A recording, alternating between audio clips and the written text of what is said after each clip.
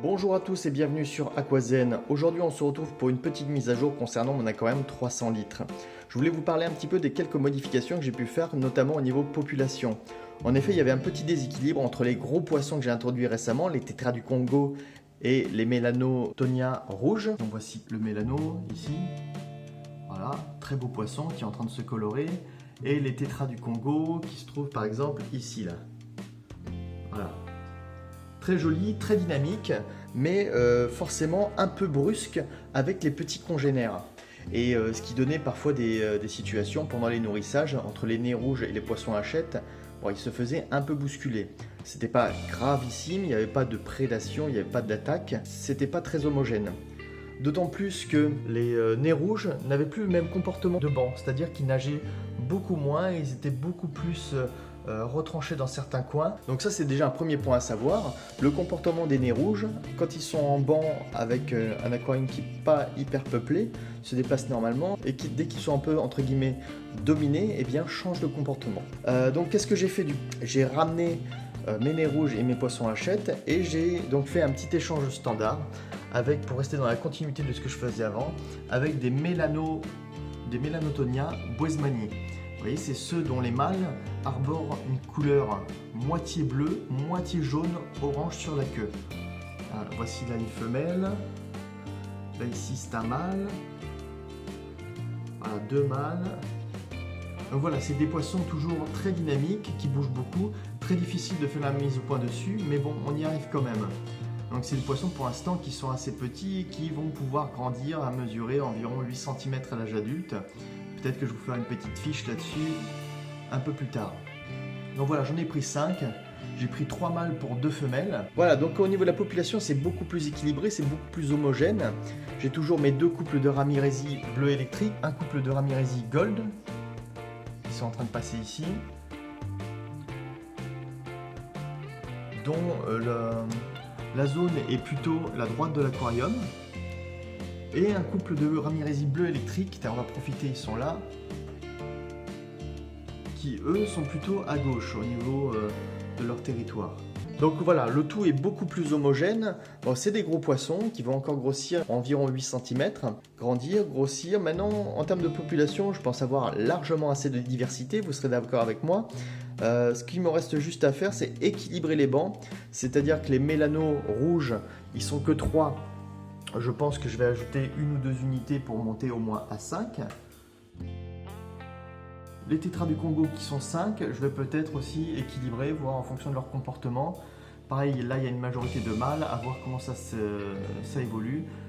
Je rajouterai peut-être un mâle, une femelle ou 2 femelles pour compléter le banc. Sachant que ce sont des poissons assez dynamiques. Et donc du coup j'attends de voir comment ça va évoluer.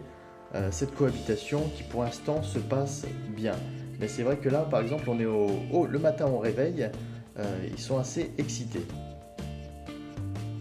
Je ne sais pas ce que vous en pensez de ces nouveaux poissons, est-ce que vous les connaissiez, notamment les Melano boismanii, que je trouve absolument magnifique, qui est un mélange de bleu et de jaune.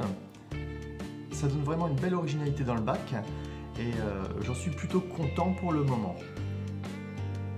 Qu'est-ce qu'on peut dire au niveau du suivi global de cet aquarium? Là, mes Echinodorus, qui vous aviez peut-être suivi, se faisaient bouffer par l'ancistrus, ont du mal à revenir, faut dire ce qui est. J'ai coupé pas mal de feuilles abîmées, j'essaie de ne pas tout couper en même temps, elles ont du mal. En revanche, forcément, les Anubias se portent très bien. Ok. Ici, certains l'ont remarqué, la nymphoïde, vous savez, la plante banane là, qui a un rhizome en forme comme des petites bananes. Bah, elle fait des belles feuilles, couleur un peu rougeâtre, donc c'est quand même vachement sympa. Ici, une bouture d'Anubia que j'ai placée dans ce bac qui vient de mon aquarium nano. Je vous avais fait d'ailleurs une vidéo tutoriel là-dessus il n'y a pas très longtemps. Qu'est-ce qui est intéressant de voir? Donc vous avez bien suivi peut-être, j'ai retiré mon filtre interne qui se trouvait dans ce coin-là. Donc ça fait quand même une vue beaucoup plus dégagée et ça donne un bel espace de nage en plus. Les Vallisneria, je ne sais pas si vous vous souvenez, j'avais juste un petit pied de Vallisneria dans ce bac. Et là il se développe un truc de malade. Au niveau de mon filtre externe, J'ai fait mon premier changement d'eau, j'ai fait mon premier entretien de filtre au bout de 2 semaines. Je voulais voir ce que ça donne.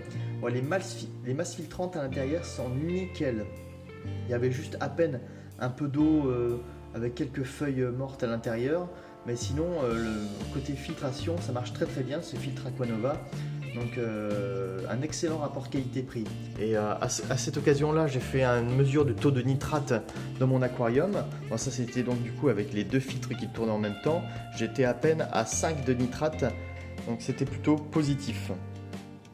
On s'arrête un instant sur le petit Ramirez Gold.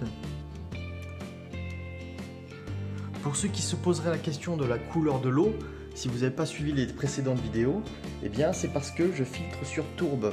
L'intérêt de la filtration sur tourbe, ça permet de maîtriser le pH et le KH. Suite à mes derniers tests, j'ai un pH de 7.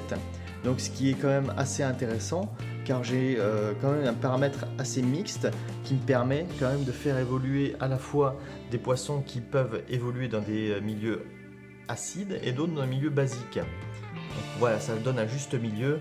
Exemple, me semble-t-il, par exemple les Ramirez c'est plutôt acide et juste au-dessus les Mélano rouges ils sont plutôt dans un environnement basique. Donc voilà, j'essaie d'avoir toujours des paramètres intermédiaires de manière à permettre à tout le monde de vivre dans des conditions correctes.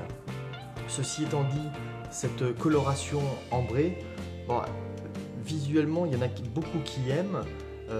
Moi personnellement, c'est pas forcément mon dada. Alors la question que je me pose, c'est maintenant que j'ai fait une filtration sur tourbe, que mon pH est stabilisé à 7, etc. Est-ce que le fait d'enlever la tourbe et de continuer ensuite des changements d'eau avec de l'eau osmosée, etc., est-ce que ça va pas me permettre de garder mon pH stable à 7 et ainsi de pouvoir retrouver par la suite une eau un peu plus cristalline qui correspond un peu plus à mes envies? Bon voilà, je vais arrêter là parce qu'en fin de compte, le fait que je sois proche, ils pensent qu'ils assimilent ma présence à de la nourriture et donc du coup ça les excite un peu plus que la normale. Voilà, j'en ai terminé pour aujourd'hui, j'espère que cette petite mise à jour de mon aquarium 300 litres vous aura plu. On se dit à la prochaine pour une autre vidéo. Allez, ciao! Et n'oubliez pas en attendant, restez zen!